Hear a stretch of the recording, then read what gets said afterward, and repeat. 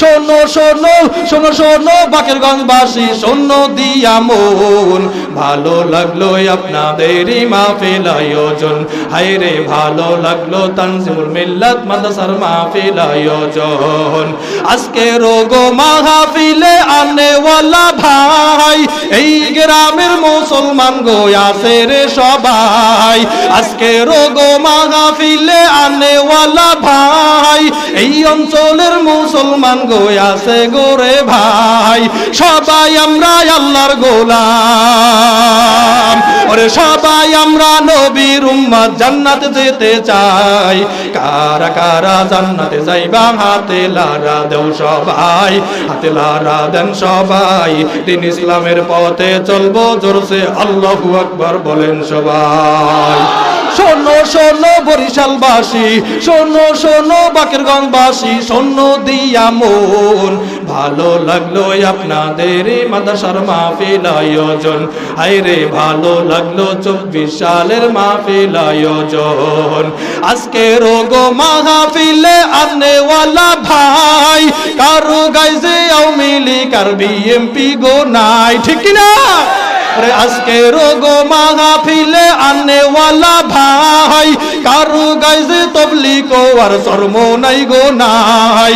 সবাই আমরা আল্লাহর গোলাম, ওরে সবাই আমরা নবীর উম্মত, জান্নাতে যেতে চাই। কারা কারা জান্নাতে যাইবা জোরসে আল্লাহু আকবার বলেন সবাই। নারে তাকবীর। ওয়া মা আরসালনাকা ইল্লা রাহমাতাল লিল আলামিন।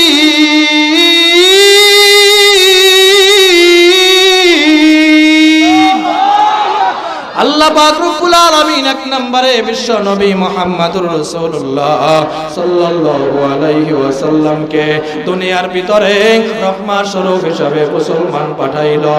2 নাম্বার লাকাদ কানা লাকুম ফি রাসূলিল্লাহি উসওয়াতুন হাসানা, 2 নম্বরে উত্তম আদর্শ দিয়া পাঠাইছে। মুসলমান ইমানদার আল্লাহর গোলাম, আল্লাহ বলেন রাসূলের মধ্যে রয়েছে তোমাদের জন্য উত্তম আদর্শ। কিন্তু আজকে বাংলার জমিনের মুসলমান, আমার যুবক ভাইদের দিকে তাকাইলে দেখা যায় আমার রাসূলের আদর্শ তো দূরের কথা, মনে হয় যেন রাসূলের সাথে 250 বছর থেকে বাজাবাজি, ঠিক কিনা? বাংলার জমিনের যুবকের লেবাস পোশাক সিরা সুরাতের দিকে তাকাইলে দেখা যায় আজকে মুসলমান ওই আমেরিকা, ম্যারাডোনা, আর্জেন্টিনার, ব্রাজিল কাকা কেমনে চুলে ছাড় দিল, মেসি কেমনে চুলে ছাড় দিছে, নেইমার কেমনে চুলে কাটিন দিল, বলে সাকিব খান কেমনে জিন্সের প্যান্ট পেনছে। আমার দেশের মাইয়া পোলারা এইগুলা দেখা দেখা অনুসরণ কইরা চলে আসে না। আর সেলুনওয়ালারাও কি সেলুনের ভিতরে দেখবেন পোস্টার টানাইয়া রাখে, সেলুনের ভিতরে যুবক যখন নাকি ঢুকে সেলুনওয়ালা ডাক দিয়া কয়, ও যুবক এখানে পোস্টার টানানো আছে, দেখো কোনটা তোমার পছন্দ হয়, তুমি যেই শার্ট দিতে বলবা আমি তোমারে ওই শার্টটাই দিয়ে দেব।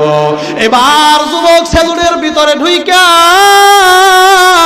এবার যুবক সেলুনের ভিতরে ঢুইকা বলে আমারে এই শার্টটা দিয়া দাও। যুবক এইবার এমন ভাবে ছাড় দিছে, দেখে চতুর্পাশে কোনো চুল নাই, মাঝখানে দুগ্গা চুল রাখছে, আছে না নাই? জিজ্ঞাসা করবেন কি ছাড়তেছো, কয় বাড়ি শার্ট, বাড়ি শার্ট। হুজুর বুঝবেন না কোন জগতে আছে, বর্তমানে ফ্যাশনই চলে ইয়া, আছে না নাই? আপনাদের এলাকায় আসেনি? আবার দেখবেন সামনে কোনো চুল নাই, পিছনে অল্প দুগ্গ চুল রাখছে, টিকলিকির লেজের মতো, রাস্তায় রাস্তায় হাঁটে আর লেজ লড়াই, আছে না নাই? শীতের দিনে হাই হাই জিন্সের প্যান্টের ডিজাইন কি, এখানে ছিঁড়া এখানে ছিঁড়া হাঁটু দেখা যায়। জিজ্ঞাসা করবেন কি প্যান্ট পেনছো, ভাই হুজুর বুঝবেন না, বুঝবেন না, সাকিব খানের দেখছি এই প্যান্ট পেনতে, এটা ফ্যাশন। এ যুবক, তুমি কোন দুনিয়ার পিছনে পাগল হইছো? আল্লাহ বলেন রাসূলের মধ্যে রয়েছে উত্তম আদর্শ। লাকাদ কানা লাকুম ফি রাসূলিল্লাহি উসওয়াতুন হাসানাহ, রাসূলের মধ্যে রয়েছে উত্তম আদর্শ। আমার রাসূলের মতো আদর্শওয়ালা মানুষ দুনিয়ায় কেউ ছিল না, আর দুনিয়ায় কেউ আসবেও না, ঠিক কিনা? আল্লাহ বলে, ও নবী গো, দুনিয়ার ভিতরে যত শালীনতা, যত ভদ্রতা, যত নম্রতা, ও নবী আমার, আমি আপনারে সব দিয়াই দুনিয়ার ভিতরে পাঠাইলাম। আপনার আদর্শ আপনার যে উম্মতেরা গ্রহণ করবে, ওর দুনিয়াও ভালো আর আখিরাতও ভালো, ঠিক কিনা? এ মুসলমান আমার ভাই, এবার চিল্লাইয়া বলো, আদর্শ মানবো কার? রাসূলের আদর্শ কার আদর্শ? ক্বালা নবী সাল্লাল্লাহু আলাইহি ওয়াসাল্লাম, মান তাশাব্বাহা বিকওমিন ফাহুয়া মিনহুম। নবী আমার জানাইয়া দেয়, বলে যার সাথে যার মিল, যার সাথে যার চলাফেরা, যার সাথে যার ওঠা বসা, তার সাথেই হবে তার সাথে কিয়ামত। এখন যুবক, সিদ্ধান্ত তোমার, তুমি কি আমার রাসূলের আদর্শ মাইনা জান্নাতি হবা, নাকি ওই বেঈমানের আদর্শ মাইনা জাহান্নামে যাবা? সিদ্ধান্ত তোমার। এক পাশে জান্নাত আর এক পাশে হইছে জাহান্নাম। আল্লাহ তোমারে আকল দিল, আল্লাহ জ্ঞান দিল, আল্লাহ বিবেক দিল, আল্লাহ বুদ্ধি দিল। এখন সিদ্ধান্ত তোমার, তুমি কার আদর্শ মানবা? তবে আমি আবারও জানতে চাই, যুবক আওয়াজ দিয়া বলো, আদর্শ মানবো কার? জীবনের থেকে কাকে বেশি ভালোবাসা লাগবে? রাসূলের জীবনের থেকেও বেশি ভালোবাসা লাগবে। সাহাবায়ে কেরামের আদর্শ মানছে, ভালোবাসছে, পয়সা জান্নাতি হয়ে গেছে। আদর্শ লাগবে, ভালোবাসাও লাগবে রে মুসলমান। আমার রাসূলের কেমন আদর্শ ছিল, ওই মক্কার কাফেররা পর্যন্ত আমার নবীর আদর্শ দেখা কালেমা পয়রা মুসলমান হয়ে গেছে। সুবহানাল্লাহ। ওই কাফেররা পর্যন্ত বলছে,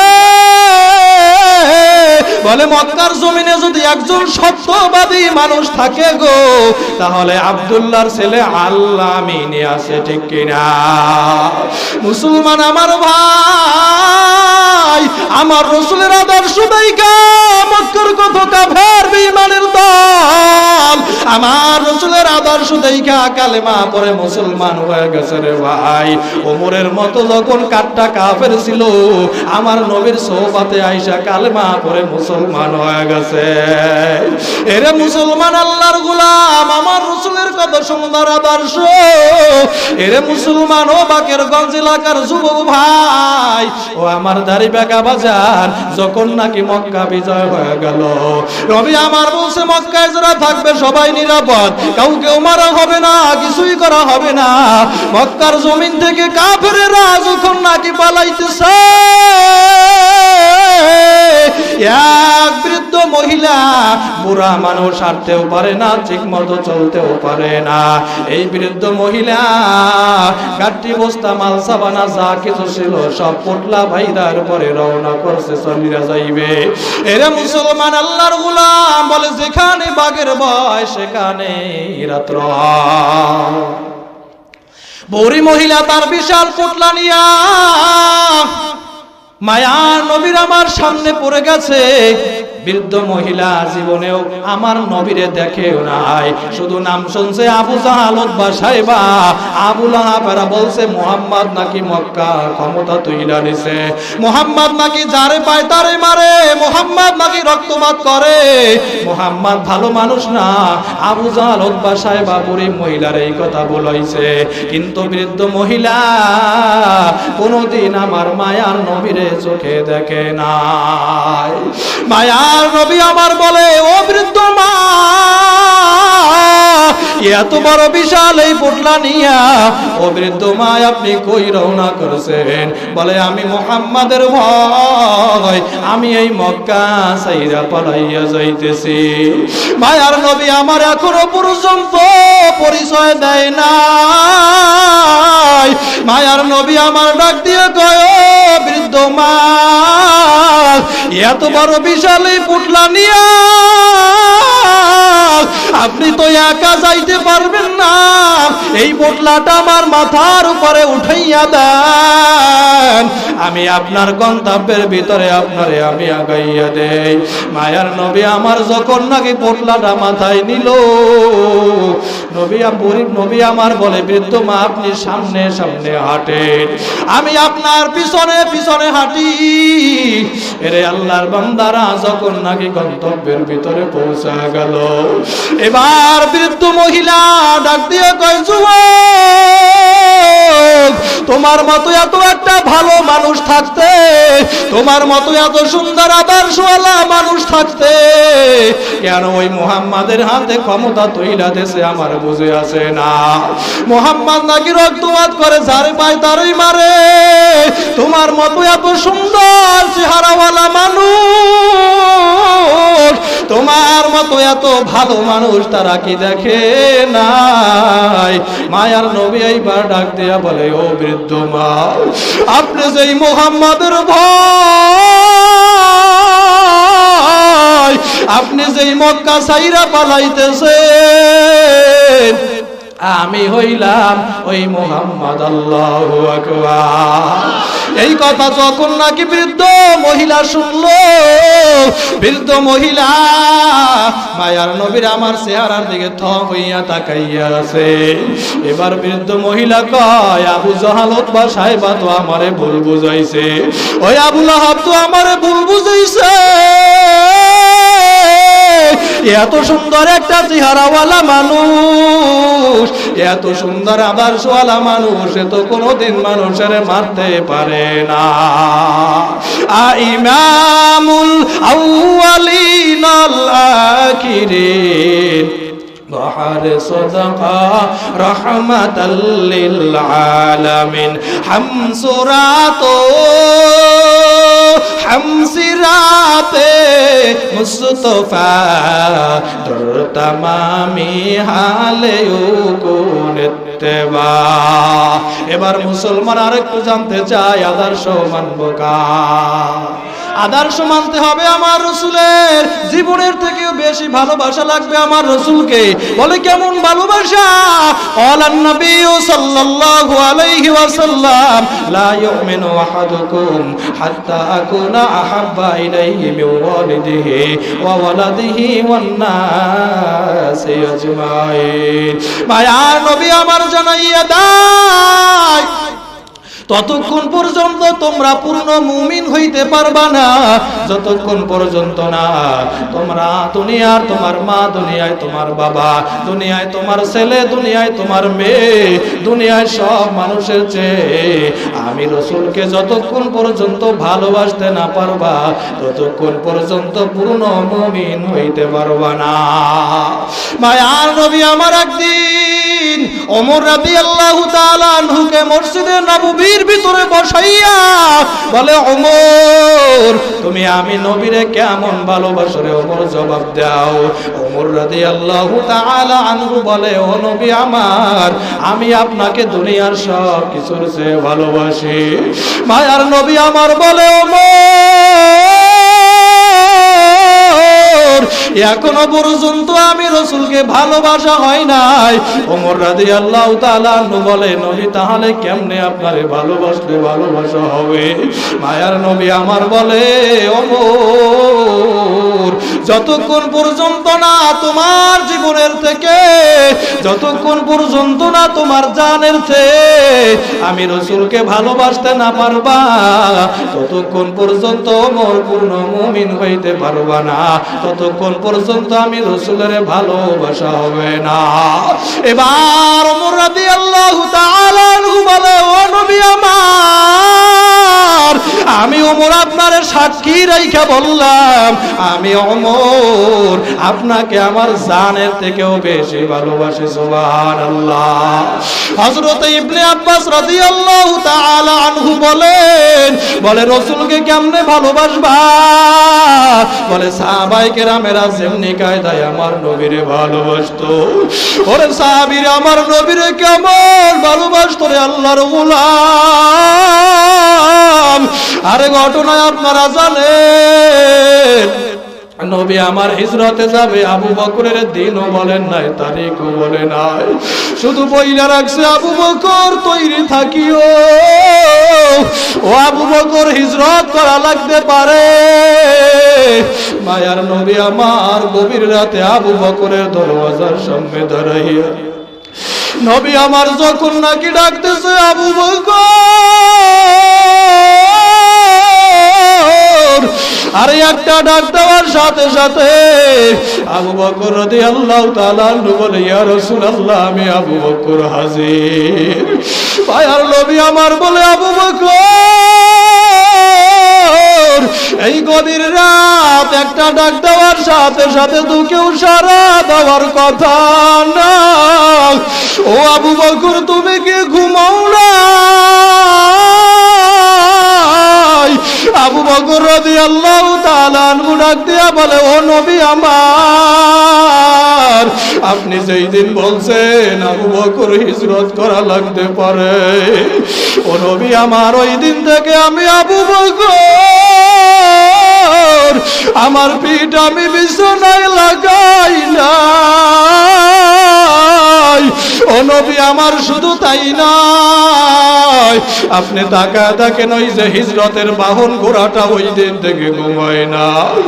আমার মেয়ে আসমায় আপনার জন্য রুটি বানাইয়া বানাইয়া অপেক্ষা করে, না জানি মায়ার নবী আমার আবার ক্ষুধার্ত অবস্থায় থাকায় নবী আমার দুই চোখের পানি চাইরা দিয়া বলে, আবু বকর, আমি রাসূলকে এত তোমরা ভালোবাসো, ওরে সাহাবায়ে কেরামের ভালোবাসা কেমন ছিল রে ভাই, আর আমাদের ভালোবাসা কেমন?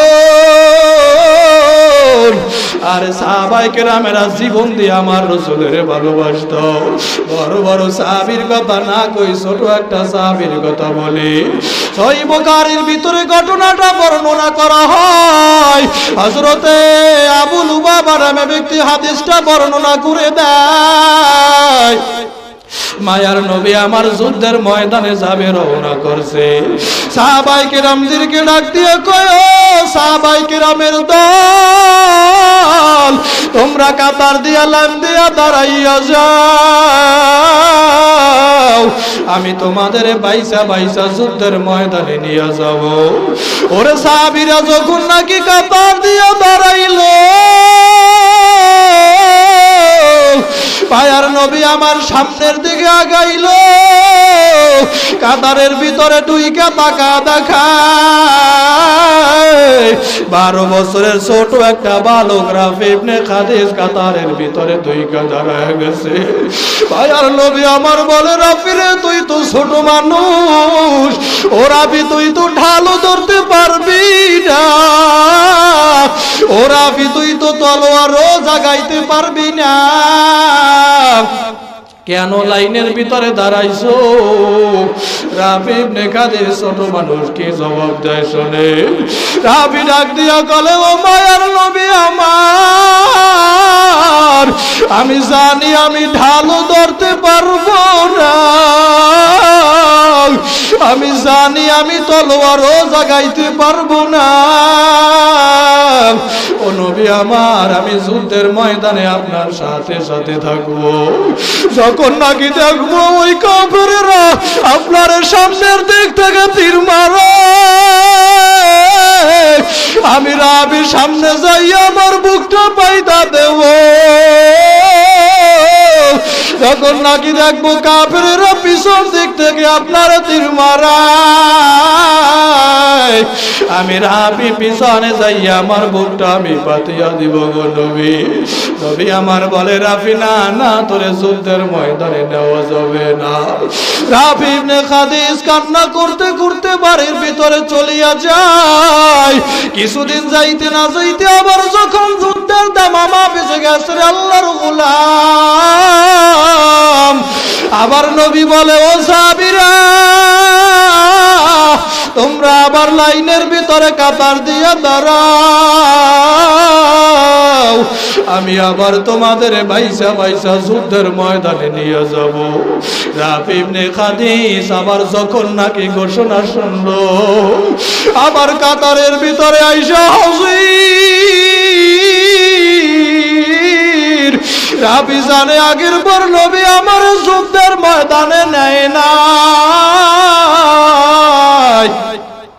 ওই রাফি ইবনে খাদিস মনে করছে বারো আমারে যুদ্ধে নেবে না।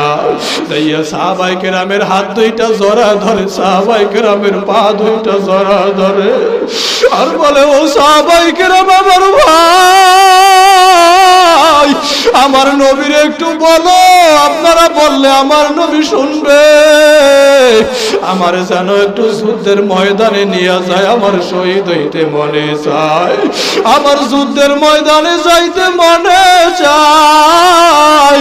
সাহাবীরা বলে রাফি আমাদের বড় ভয় লাগে, আমরা কিছু বলতে পারবো না, যা বলার নবীরে তুমি বলো। রাফি ইবনে খাদিস দৌড় দিয়ে যায় আবু বকর রাদিয়াল্লাহু তাআলা আনহুর হাত দুইটা জড়া ধইরা বলে আল্লাহর রাসূলের প্রিয় সাহাবী আবু বকর, আমার নবীর একটু বলেন, আপনি বললে শুনবে, আপনি একটু আমার নবীরে বলেন আমার যেন যুদ্ধের ময়দানে নিয়ে যায়। এই কথা বলতে বলতে মায়ার নবী আমার যখন নাকি রাফির সামনে দাঁড়াইলো, আবু লুবাবা নামে ব্যক্তি হাদিসটা বর্ণনা করে দিয়া বলেন, বলে রাফি আর কোনো কথা না বইলা ওরে মায়ার নবীর পা দুইটা লাফ দিয়া জড়া ধরছে। আল্লাহর গোলাম পা দুইটা জড়া ধইরা বলে ও নবী আবার আমি আমার মায়ের কাছ থেকে বিদায় নিয়ে আসছি, ও নবী আমার আজকের আমি আমার বাবার কাছ থেকে বিদায় নিয়ে আসছি করে নবী আমার, আপনি যদি আমার আজকের যুদ্ধের ময়দানে না নেন আমি আর বাড়ি ফিরে যাব না। রাফি যে পা দুইটা এমন ভাবে আমার নবীর জড়াইয়া ধরলো, নবী আমার আর সহ্য করতে না পাইরা রাফিরে বলে রাফি চল যুদ্ধের ময়দানে চল, আমি রাসূল তোরে যুদ্ধের ময়দানে নিয়ে যাব। ওরে রাফিরে নবী আমার যুদ্ধের ময়দানে নিয়ে হাতের ভিতরে একটা তলোয়ার দিয়ে রাফিরে ঘোড়ার উপরে উঠাইয়া বলে রাফি এই তলোয়ার নে, এই তলোয়ার নিয়ে যা যুদ্ধের ময়দানে নাইমা যা। ওরে রাফি যখন নাকি তলোয়ার নিয়ে যুদ্ধের ময়দানে নাইমা গেল, মনে হয় যেন রাফির তলোয়ারের ভিতরে আগুন লেগে গেছে। ওরে রাফি যুদ্ধের ময়দানে নাইমা এক একটা কাফিরের গর্দান আলাদা কইরা দিতেছে। আল্লাহু আকবার। এরে মুসলমান আমার ভাই, রাফি ইবনে খাদিস পুরা দমে যুদ্ধ চালা যায়। হঠাৎ কাফের এই দৃশ্য দেখার পর দৌড় দিয়া পিছন দিক থেকে আইসা রাফির ভাব যেন একটা তরবারি দিয়ে আঘাত করছে। ওরে রাফির হাতটা কাইটা সামান্য চামড়ার সাথে অল্প একটু ঝুলে আছে। তারপরে রাফি যুদ্ধ বন্ধ করে না, হাতটা পিঠের সাথে বাড়ি খায়, আবার বুকের সাথে বাড়ি খায়। রাফির বড় যুদ্ধ করতে কষ্ট হইতেছে। রাফি কি করবে, হঠাৎ হাতটারে পায়ের সাথে বাজাইয়া, ওরে হাতটারে পায়ের সাথে বাজাইয়া একটা টান দিয়া সিররা ফেলা দিয়ে আবার যুদ্ধের ময়দানে নামছে। আল্লাহু আকবার। রাফি আর পরেও যুদ্ধ বন্ধ করে নাই, আমার নবীর আর পরেও ফালাইয়া যুদ্ধের ময়দান থেকে যায় নাই। কত আমার নবীর জন্য পাগল, কত ভালোবাসা রে ভাই। আমদারা মুসলমান যুবক রাফির আঘাত দিয়া টপ টপ করিয়া রক্তগুলো গড়াইয়া গড়াইয়া পড়ে, আর আঘাত দিয়া রাফি যুদ্ধ চালা যায়। হঠাৎ কাঁপে রক্ষ কইরা লাফিরে আবার একটা তীর সইরা মারছে। ওরে রাবির তীরটা সামনের দিক থেকে ঢুইকা পিছন দিক থেকে তীরটা বাড়া যায়। ওরে মহিলারা মুরগি জব দিয়া ছাইরা দিলে ওরে দেখবেন মুরগিটা তেমনি কায়দায় লাফায় লাফায় লাফায়। ওরে মুরগিটা ছটফট করে আর লাফায়।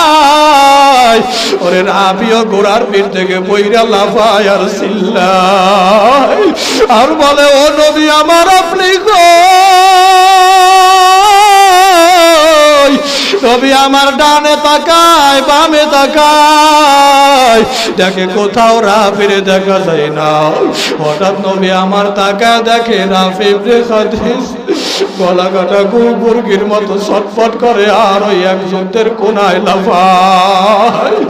ওরে নবী আমার দৌড়াইয়া যাইয়া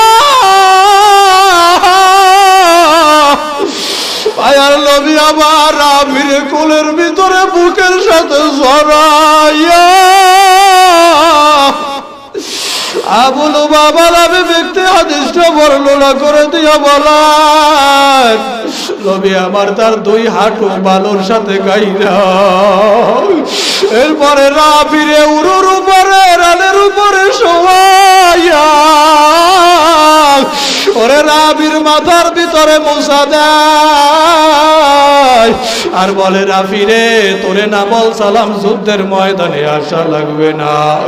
আজকে যদি যুদ্ধের ময়দানে না আসতে আজকে তো তুই শহীদ হইতি না, আজকে তো তোর কলিজার ভিতরে তীর ঢুকতো না। আমি তোর মায়ের কাছে যাইয়া কি জবাব দিব রে? আমি তোর বাবার কাছে যাইয়া কি জবাব দিব? রাফি ইবনে খাদিজ ছোট মানুষ কি জবাব দেয় শোনে, বলে, ও নবী আমার আজকে যদি আমি এই যুদ্ধের ময়দানে না আসতাম আর যদি আমার কলিজার ভিতরে বুকের ভিতরে তীর না ঢুকতো, ও নবী আমার আজকে তো আপনার এই দামি কোলে আমারে সরাইতেন না, আপনার এই দামি কোলে শোয়াইয়া আমার দূর করতেন না গো নবী আমার। আরে রাবির কথা শুইনা নবী আমার চোখ থেকে টপ টপ করিয়া পানিগুলা গড়াইয়া পড়ায়। রাবির চেহারায় পানিগুলো টপ টপ করিয়া গড়াইয়া পড়ে। নবী আমার পানিগুলো মুছাইয়া রাফিরে দুই হাত দিয়া উপরে জাগাইয়া, নবী আমার রাফিরে উপরে জাগাইয়া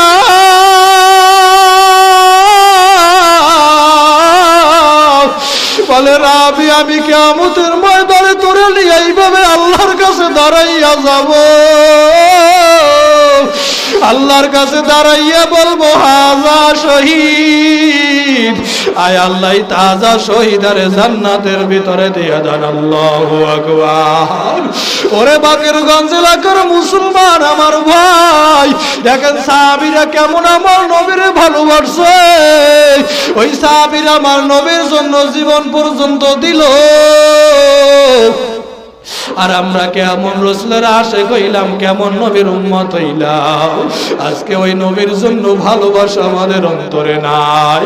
সাহাবায়ে কেরামের আমার নবীরে ভালোবাসা আদর্শ মাইনা জান্নাতি হয়ে গেল।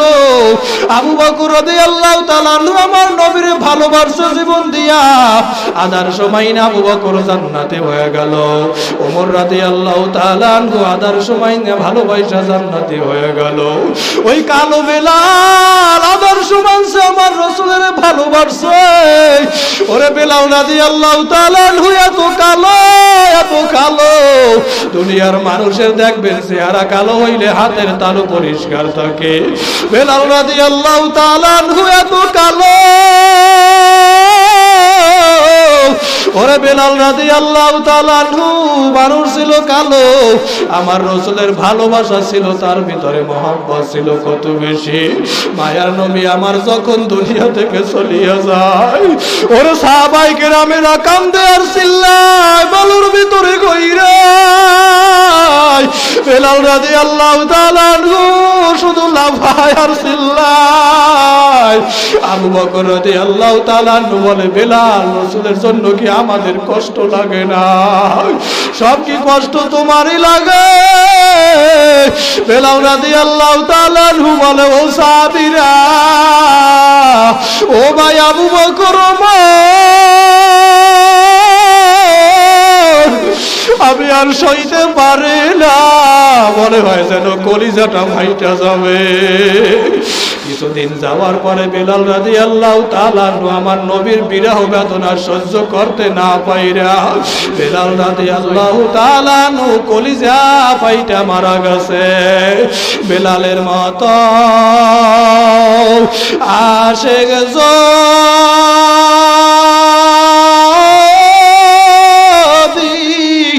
আমরা হইতাম এ দুনিয়ায় নবীর দেখা পাইতাম। বেলালের মতো আশিক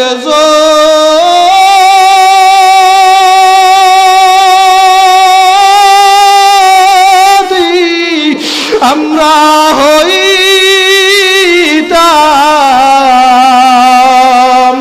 এ দুনিয়ায় নবীর দেখা পাইতাম, এ দুনিয়ায় নবীর দেখা পাইতাম। ও আমার যুবক ভাইরা, ও দাড়ি বেকা বাজানেরা, ও পর্দার অন্তরালের মা, এ যুবক ভাই, আর আমার রাসূলের আদর্শ ছাড়ব না, আমার রাসূলের জীবন দিয়া ভালোবাসবো, রাজি আছি না নাই?